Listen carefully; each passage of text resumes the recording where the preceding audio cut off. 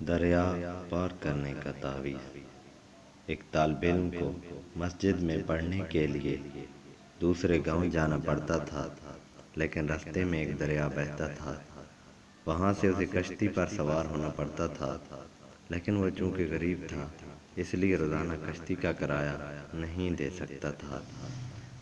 اس نے مولوی صاحب سے اپنا مسئلہ بیان کیا۔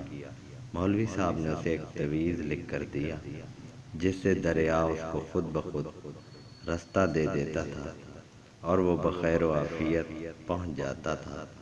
کبھی کبھار اس کے ذہن میں آتا کہ اس تعویذ کو کھول کر دیکھوں کہ آخر اس میں ایسا کیا ہے کہ مجھے دریا راستہ دے دیتا ہے، لیکن تعویذ کھولنے سے مولوی صاحب نے سخت منع کیا ہوا تھا۔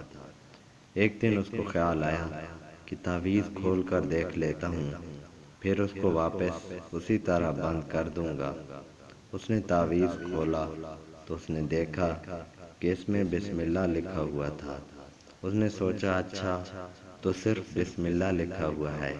اس نے تعویذ پڑھ کر بند کر دیا اور وہ دریا میں جیسے ہی اترا تو دریا نے راستہ نہ دیا اور وہ ڈوبنے لگا، تو کشتی والوں نے اسے بچا لیا۔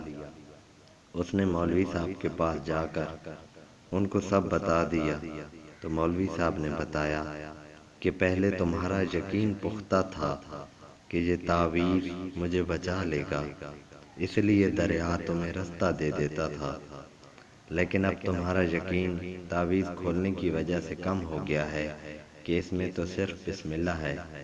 یقین اگر پختہ ہو تو انسان اپنی مشکل ترین منزل کو بھی پا لیتا ہے۔ اگر ویڈیو اچھی لگی ہے تو چینل سبسکرائب کرتے ہیں۔ شکریہ۔